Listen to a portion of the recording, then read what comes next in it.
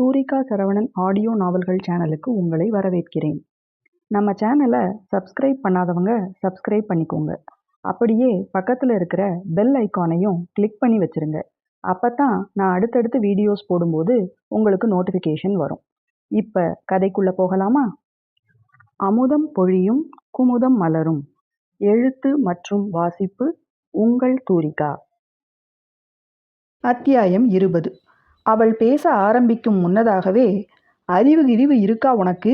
இன்னும் 10 நாளில் பரீட்சையை வச்சுக்கிட்டு இப்படி வாசல்ல நின்று லாந்திக்கிட்டு நேரத்தை வீணாக்கிக்கிட்டு கிடக்க. காலையில இருந்து பட்னி வேற. ஏன் பரீட்சை நேரத்தில் உடம்புக்கு ஏதாவது வியாதியை இழுத்து விட்டுக்கிடணுமா? அது சரி, பரீட்சை எழுதுகிற எண்ணம் இன்னும் இருக்கா உனக்கு? வாசலில் வைத்து அனைவரும் பார்க்க அவன் திட்டிவிட்டதில் முகமெல்லாம் சிவந்து விட, கண்களில் குளம் கட்டி கன்னங்களில் வழிய பார்த்த கண்ணீரை மூக்கை உறிஞ்சி உள்ளே இழுத்தவாறே, சும்மா வாய்க்கு வந்தபடி ஏசாதிய மாமா. மெத்த மேலே உட்காந்து படிச்சுக்கிட்டு இருந்தவளை இந்த அத்தை தான் மூஞ்சிய கழுவு, வாசல்ல நின்று பசியார கூப்பிடுன்னு வம்படியா இழுத்துட்டு வந்தாவ என்றவள் மரகதத்தின் முன் சென்று இடுப்பில் கையை வைத்து நின்றபடி அவரையும் ஒரு முறை முறைத்துவிட்டு விறுவிறுவென படியேறி மேலே சென்று விட்டாள். வீட்டில் குண்டூசி விழுந்தால் கூட கேட்கும் அமைதி. ஆத்தாடி ஆத்தா, இவ என்ன இந்த போடு போடுதா என அனைவரும் பார்த்திருக்க, வீட்டில் யாருக்கும் வேற சோழி கழுத இல்லை என அமுதன் பெரிதாக ஒரு அதட்டல் போட, அடுத்த வினாடி அங்கே மரகதத்தை தவிர யாரும் இல்லை. அமுதனை இதுவரை நேருக்கு நேர் நின்று யாரும் எதிர்த்து பேசியதில்லை. அப்படி பேசியவர்களை அவனும் விட்டதில்லை. குமுதா அவனிடம் வாயாடிய சமயங்களும் அவர்களுக்குள்ளாக நடந்ததே அன்றி அதை யாரும் பார்த்தது இல்லை. இன்று இத்தனை பேர் முன்னிலையில் அவன் வாயை அடைத்துவிட்டு போன சிறு பெண்ணை அவன் கடிந்து கொள்ளாமல் விட்டதே அவன் மனத்தை வெளிச்சம் போட்டு காட்டிவிட, உள்ளுக்குள் சிரித்து கொண்டாலும் அவரவர் வேலையை பார்க்கச் சென்றனர்.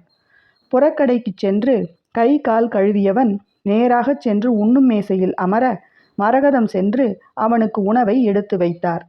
கைகள் அதன் போக்கில் பரிமாறினாலும் மாடியின் பக்கம் அவரது பார்வை சென்று சென்று மீள்வதை கவனியாதவன் போல, நீங்க பசியாரணியலா? என்னையா கேட்ட? நீங்க பசியாரணியலான்னு கேட்டேன். ஆச்சு, மாத்திரை போடணுமில்ல. மளமளவென உண்டு முடித்தவன் கையை கழுவி விட்டு வந்து, அவளுக்கு சாப்பாட்டை ஒரு தட்டில் போட்டு கொடுங்க எனவும் வாடி இருந்த அவர் முகம் மலர்ந்தது. காலை முதல் குமுதா அவனுக்காக காத்திருக்க, அவன் மட்டும் உண்டு செல்கிறானே என்ற எண்ணமும், மருமகள் பசியோடு படித்து கொண்டிருக்கிறாளே என்ற எண்ணமும் அவரது மனத்தை வருத்தி இருக்க, இப்போது அவன் வார்த்தைகளில் வருத்தம் மறைந்தவராக எல்லாவற்றையும் தட்டில் வைத்து கொடுத்தார். தட்டை தூக்கி கொண்டு படிகளில் ஏறி செல்பவனை ஆங்காங்கே மறைந்திருந்து என்றாலும் அனைவரும் ஆச்சரியமாக பார்த்தனர். வேதவல்லியை திருமணம் செய்து கொண்டபோது அவள் இவனுக்கு சேவை செய்ய வேண்டும் என்று இவன் ஆடிய ஆட்டம் என்ன, இப்போது மனைவிக்காக தட்டை தூக்கி போகும் லாவகம் என்ன என மரகதத்துக்குமே வியப்புத்தான். தனக்குத்தானே, ஒருவேளை அந்த புள்ள படிக்காதது தான் இவனுக்கு பிடிக்கலையோ என்றவர், பின் என்னவோ நல்லா இருந்தா சரி என்று விட்டு தன் அறையை நோக்கிச் சென்றார். மாடிக்கு சென்றவன் அவனும் வேதவல்லியும் பயன்படுத்தின அறைக்கு அடுத்த அறை திறந்திருக்க கண்டு என்று விட்டு அந்த அறைக்குள் நுழைந்தான். நடுநாயகமாக பெரிய கட்டில், புது விரிப்புக்கள், தலையணை உரைகள் என்று போடப்பட்டு நறுவிசாக்கப்பட்டு இருந்தது. நாட்காலியோ மெத்திருக்கையோ கட்டிலோ இருந்தாலும் எப்போதுமே தரையில் சம்மணமிட்டு அமர்ந்துதான் பாடங்களை படிப்பாள் குமுதா. அதைப்போல் இப்போதும் கட்டிலின் கால் முகப்பின் முன்னால் புத்தகத்தை விரித்து வைத்து அமர்ந்திருந்தவள் அவன் நுழைந்தது தெரிந்தாலும் நிமிர்ந்து பார்க்காமல் படிப்பில் கவனமாக இருந்தாள். என்னத்துக்கு நான் நிமிர்ந்து பார்த்தா படிக்காம என்னை பார்த்து எதுக்கு நேரத்தை வீணடிக்குதுன்னு ஏசுவாக, வம்பா எனக்கு என தனக்குள்ளாக சொல்லி கொண்டவளின் பார்வை வட்டத்தில் அவன் நாற்காலியின் மேலே உணவுத்தட்டை வைப்பது தெரிய மனம் ஏனோ இதமாக உணர்ந்தது. சிறு குடல் பெருங்குடலை தின்று கொண்டிருந்தது அவளுக்கு. சாதாரணமாகவே நன்றாக உண்ணக்கூடியவள்தான். அதுவும் அன்றைய பரபரப்பான நிகழ்ச்சிகளால் மதியம் வரை பசி கொஞ்சம் மந்தித்திருக்க, கீழே சென்றபோது நாசி உணர்ந்த உணவின் நறுமணமும் நெய்யில் வறுத்த முந்திரி, ஏலம் என கலந்து கட்டி வந்த இனிப்பின் நறுமணமும் அவள் நாவில் எச்சிலை சுரக்கச் செய்திருந்தன. அவளை உண்ணவிடாமல் விரட்டியடித்து விட்டானே என மருகிக் கொண்டிருந்த மனம் இப்போது அவன் செய்கையில் மகிழ்ந்தது. அவளை கடந்து ஜன்னலின் அருகில் சென்று பாதி மூடியிருந்த திரைச்சீலைகளை விலக்கி அவள் படிப்பதற்கு நல்ல வெளிச்சம் வருமாறு செய்தவன் என்று கனைக்க அவள் நிமிரவே இல்லை. பசியாரிட்டு படி. எனக்கு வேணாம். பக்கத்தில் வந்தேன் பொளேர்னு வச்சிருவேன். மறுவாதியா எழும்பி வா. அதிர்ந்து போனவளாய் அவனை நிமிர்ந்து பார்த்தவள் கண்களை எட்டாத அவனின் அலட்டல் கோபத்தில் கொஞ்சம் ஆசுவாசமடைந்து பிகு போதும் என எண்ணிக்கொண்டவளாக எழுந்து சென்று கைகளை கழுவி வந்து மளமளவென உண்டு முடித்தாள். சிறிய குவளையில் வைத்திருந்த பாயாசத்தையும் குடித்து முடித்தவள் தட்டையும் குவளையையும் கழுவி வைத்துவிட்டு வந்து மீண்டும் படிக்க அமர்ந்தாள். காலையில் நடந்த திருமணம் அவள் மனத்தில் பெரிய மாற்றம் எதையும் விளைவிக்கவில்லை. தன் மாமன் தனி மரமாய் நின்றுவிடக்கூடாது, தன்னை தவிர இந்த நிலையில் அவனுக்கு நல்ல துணையாக இருக்கக்கூடியது வேறு யாரும் இல்லை, இதனால் கண்டிப்பாக மரகதத்துக்கு மனமகிழ்வே ஏற்படும் என்றெல்லாம் சிந்தித்து கிடைத்த வாய்ப்பை பயன்படுத்தி அவன் மனைவியாகி இருந்தவள் தான் செய்தது தவறென்றே நினைக்கவில்லை. அமுதனின் கோபமும் அவள் எதிர்பார்த்ததுதான். எனவே நினைத்ததை முடித்துவிட்ட மகிழ்ச்சியில் தங்குதடை இல்லாமல் தன் படிப்பை தொடர்ந்தாள். அவள் அமர்ந்ததும் எழுந்து அடுத்திருந்த தன் தனியறைக்கு சென்றவன் சில நிமிடங்களில் கையில் ஒரு சிறிய பெட்டியுடன் திரும்பி வந்தான். மீண்டும் அவளை கடந்து கட்டிலில் சென்று அமர்ந்தவன் இங்கடவா என்றிருந்தான். பின்னால் இருந்து அவன் குரல் கேட்க, இப்ப என்ன வாங்கி கட்டிக்கிட போறேன்னு தெரியலையே என நினைத்து கொண்டவள் அதெல்லாம் ஓடவும் முடியாது ஒளியவும் முடியாது என தன் மனத்தோடு சொல்லி கொண்டவளாக ஒரு பெருமூச்செடுத்துவிட்டு எழுந்து அவனிடம் சென்றாள்.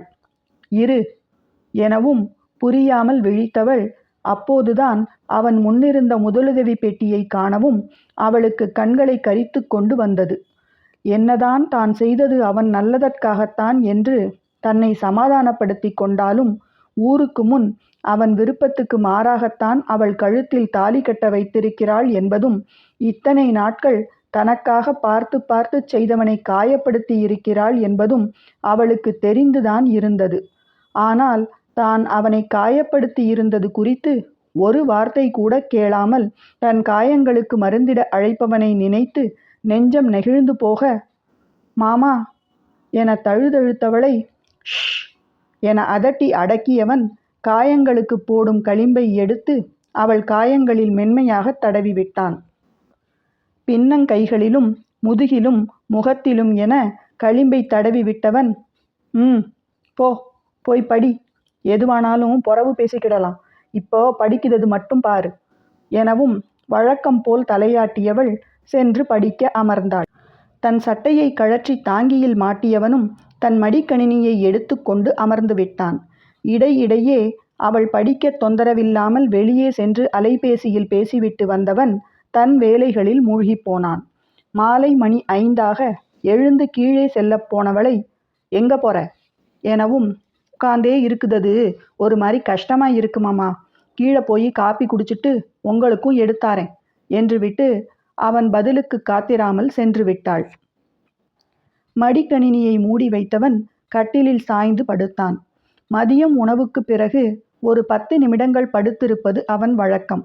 ஆனால் தான் படுத்திருப்பதை பார்த்தால் எங்கே அவளுக்கும் உறக்கம் வருமோ என நினைத்து அமர்ந்தே இருந்திருந்தான்.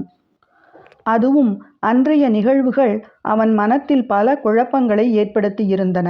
எதிர்பாராதது எல்லாம் நடந்து முடிந்துவிட இனி என்ன செய்வது என்ற தவிப்பு மனமெல்லாம் தழும்பி நிற்க, அதே நேரம் குமுதா அவன் மனைவியாகிவிட்டது ஒருவித நிம்மதியையும் தந்திருக்க, இருவித உணர்வுகளுக்கு இடையே தத்தளித்திருந்தவனுக்கு எல்லாவற்றையும் ஒதுக்கிவிட்டு ஆசுவாசமாக படுத்திருக்கத்தான் தோன்றியது. கையை கண்ணுக்கு குறுக்காக வைத்து மறைத்திருந்தவன் சில நிமிடங்களில் தன்னையும் அறியாமல் உறங்கியிருந்தான். கையில் சுட சுட காப்பியுடன் வந்தவள் அவன் உறங்கிக் கொண்டிருப்பது கண்டு அப்படியே அவனை பார்த்து கொண்டே நின்றாள். முதல் நாள் அவள் மானம் காக்க நினைத்தவன் அவன் உடைகளை அவளுக்கு கொடுத்தபோது அவனை இதுபோல கண்டிருந்தாலும் கருத்தில் பதிய வைத்து கொள்ளவில்லை அவள். இப்போதோ உருண்டு திரண்டிருந்த புஜங்களும் அகன்று விரிந்திருந்த மார்புமாக ஆண்மையின் இலக்கணமாக படுத்திருந்தவனைக் கண்டு எங்கிருந்தோ வெட்கம் வந்து ஒட்டிக்கொண்டது அவளிடம். உறங்குபவனை தொல்லை செய்ய மனமில்லாதவளாக சத்தமில்லாமல் திரைச்சீலைகளை இழுத்து மூடி அறையை இருட்டாக்கிவிட்டு தன் புத்தகத்துடன் வெளியே சென்றவள் கண்ணாயிரத்தை அழைத்து காப்பியை கொடுத்துவிட்டு வெளியே ஊஞ்சலில் அமர்ந்து தன் படிப்பை தொடர்ந்தாள். நேரம் 6 நெருங்குகையில் விழித்தெழுந்தவன் அறை இருட்டாக இருக்கக் கண்டு புருவம் சுருக்கினான். எழுந்து அமர்ந்தவன், எங்க போனா இவ என முனகியவாறு எழுந்து வெளியே வர, ஊஞ்சலில் ஒரு பக்கம் சாய்ந்து கொண்டு கால்களை நன்றாக நீட்டி வைத்து புத்தகத்தை மடியில் கவிழ்த்தும் மீண்டும் எடுத்தும் என முழு மூச்சாக படித்து கொண்டிருந்தவள் அவன் விழிகளில் விழுந்தாள். அவனுக்கு முதுகு காட்டி அவள் அமர்ந்திருக்க, அங்கே யாரும் இல்லை என்பதால் துப்பட்டாவை அலட்சியமாக மடியில் போட்டிருந்தவள் அமர்ந்திருந்த நிலையில் அவள் பக்கவாட்டு தோற்றம் கோவில் சிலையின் வடிவமாக தெரிய, காலை அவள் கழுத்தில் தாலி கட்டியதிலிருந்து தோன்றாத மனைவி என்ற உரிமை உணர்வு உதிக்க, கைகளை கட்டிக்கொண்டு நிலையில் சாய்ந்து கொண்டவனின் விழிகள் ரசனையுடன் அவளை தழுவின. சில நிமிடங்கள் கடந்திருக்க அவளுக்கு யாரோ தன்னை பார்க்கும் குறுகுறுப்பு தோன்றிவிட சட்டென திரும்பினாள். வினாடியில் சுதாரித்தவன் கட்டியிருந்த கையை வேகமாக பிரித்துவிட்டு அப்போதுதான் அறையிலிருந்து வருவது போல் வெளியே வந்தான். எழும்பிட்டீங்களா மாமா என்றவள் துப்பட்டாவை எடுத்து போட்டுக்கொண்டு படிகளின் விளிம்பில் நின்றவாறு, கண்ணாயிரம் அண்ணாச்சி, மாமாவுக்கு காப்பி கொண்டாங்க என்றாள். வாரேன் தாயி. கண்ணாயிரம் மேலே வரப்போகிறான் என்றதும் கூர்மையான பார்வையுடன் மீண்டும் நிலையில் சாய்ந்த வண்ணம் படிகளில் பார்வையை பதித்தவன் கண்ணாயிரத்தின் தலை தெரியவும் அவனை உறுத்து விழித்தான். எஜமானின் பார்வையை கண்டவன் ஒரு கணம் காப்பி குவளையை நழுவ விட்டிருப்பான். ஒரு வழியாகச் சமாளித்து அவள் கையில் காப்பியை திணித்தவன் விட்டால் போதும் என பின்னங்கால் பிடரியில் இடிபட ஓடிவிட குமுதாவுக்கோ குற்ற குறுகுறுப்பு. அவனிடம் வந்து காப்பியை நீட்டியவள், அண்ணாச்சி மேல தப்பில்ல மாமா, நான் தான் வம்படியா. ஒரு கை உயர்த்தி அவளை போதும் என்பது போல் தடுத்தவன், போய் படி என்பது போல் சைகை காட்டிவிட்டு அறைக்குள் சென்று விட்டான். நேரம் மெல்ல மெல்ல நகர்ந்து 7 நெருங்கவும் மரகதம் தன் அறையில் கையை பிசைந்து கொண்டு குறுக்கும் நெடுக்குமாக உலாவிக் கொண்டிருந்தார். அவருக்குள் நிறைய கேள்விகள். மகன் இருக்கும் நிலைக்கு, அதுவும் இந்த விஷயம் ஊருக்கே தெரியும் என்ற நிலையில் எந்த தைரியத்தில் குமுதாவை அலங்கரித்து அவன் அறைக்கு விசேஷத்திற்கு என அனுப்புவது?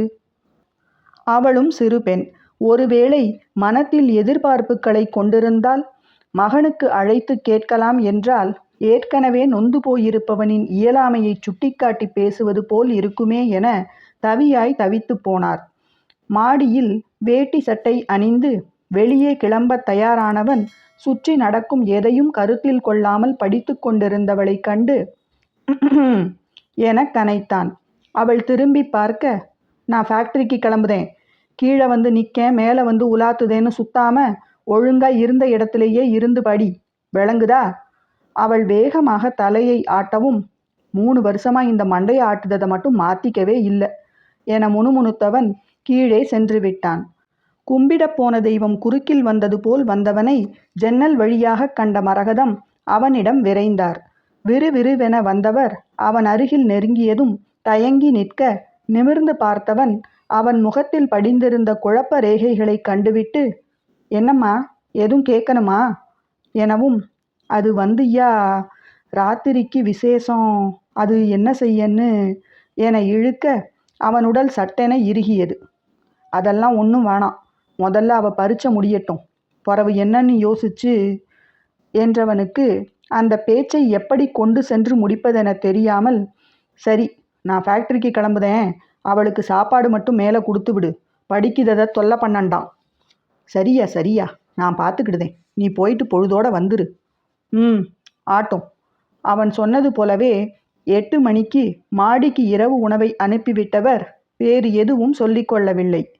9:30 மணிக்கு வீட்டுக்கு வந்தவன் குமுதா உண்டுவிட்டாளா என கேட்டுக்கொண்ட பின் தானும் உணவை முடித்து கொண்டு மாடிக்கு சென்றான். அறைக்குள் நுழைந்தவன் கண்டது கட்டில் முகப்பிலேயே தலை சாய்த்து உறங்கிக் கொண்டிருந்தவளைத்தான். தொழிற்சாலையில் மீன் இறாலையெல்லாம் தொட்டு புழங்கி இருக்க மேலே அந்த வாடை அடிப்பதை உணர்ந்தவன் சட்டென குளியலறைக்குள் சென்று ஒரு குளியலை முடித்து வந்தான். இப்போது இன்னும் கொஞ்சம் சரிந்து கிடந்தவளைக் கண்டவன், அதான் 9 மணிக்கு உறக்கம் வந்துடும்னு தெரியுமில்ல, மேலே படுக்கையில் ஏறி படுக்காம இவ பண்ணுத அலும்பு என்று விட்டு அருகில் வந்தவன் அவள் முன்னிருந்த புத்தகத்தை மூடி ஒதுக்கி வைத்துவிட்டு அவளை அலுங்காமல் தூக்கி மெத்தையில் படுக்க வைத்தான். அவன் முகத்துக்கு வெகு அருகில் அவள் முகம். திருமணமே ஆகிவிட்டாலும் வாலிபத்தின் கரைகள் பெரிதாக படிந்திராத அந்த கள்ளமில்லாத முகம் அவனை ஈர்க்க மெல்ல நெருங்கியவன் அவள் குண்டு கன்னத்தில் பட்டும் படாமல் இதழ்களை ஒற்றினான். இதழ்கள் அழுத்தம் தரவில்லையாயினும் அவன் மீசையின் முடி கன்னத்தில் குத்திவிட சட்டென கையை உயர்த்தி கன்னத்தை சொரிந்து விட்டு கொண்டாள் குமுதா. அதை கண்டவனுக்கு புன்னகை தோன்ற, லேசா மீச குத்துனா தாங்கிக்கிட மாட்டியோ என மனதுள் கொஞ்சிக் கொண்டவன் அவள் சொரிந்த இடத்தில் தன் பெருவிரலால் மென்மையாய் வருடி கொடுத்துவிட்டு லேசாக அவளை அணைத்தவாறே படுத்து கொண்டான். வேதவல்லி அவனை விட்டு சென்றதில் இருந்தே நிம்மதியான உறக்கம் என்பது அவனுக்கு வசப்பட்டதில்லை. ஆனால் இன்றோ கை வளைவில் கண்ணுக்கும் மனதுக்கும் இனியவளை கட்டி கொண்டிருக்க ஆழ்ந்த உறக்கத்துக்குச் சென்றிருந்தவனை அலைபேசி கிணுகிணுத்து அழைத்தது. அவள் உறக்கம் கலையாது என்று உறுதியாக தெரிந்தாலும் முன்ஜாக்கிரதையாக சட்டென எடுத்து உயிர்ப்பித்து காதில் பொருத்த அழைத்தது மஞ்சளூர் பண்ணையார் குமரவேலழகன். அத்தியாயம் 20 நிறைவடைந்தது. ஒரு வழியா கொஞ்சம்னாலும் குமுதாவும் அமுதனும் சமாதானம் ஆகிட்டாங்க. ஆனால் இப்போ ஃபோனில் கூப்பிட்ட மஞ்சளூர் பண்ணையார் யாரு? இந்த மஞ்சளூர் பண்ணையார் குமரவேலழகன் என்னோட அழகன் அழகியிடம் ஆசை வைத்தான் அப்படிங்கிற கதையில் வர்ற ஹீரோ. அந்த கதையில் வர்ற ஹீரோ இந்த கதையில் ஏன் வந்தார்? வாங்க அடுத்த அத்தியாயத்தில் பார்க்கலாம். வீடியோ உங்களுக்கு பிடிச்சிருந்தா லைக் பண்ணுங்கள், உங்கள் ஃப்ரெண்ட்ஸ் அண்ட் ஃபேமிலிக்கு ஷேர் பண்ணுங்கள், உங்கள் கருத்துக்களை கமெண்ட் பண்ணுங்கள். மறக்காமல் நம்ம சேனலை சப்ஸ்கிரைப் பண்ணுங்கள்.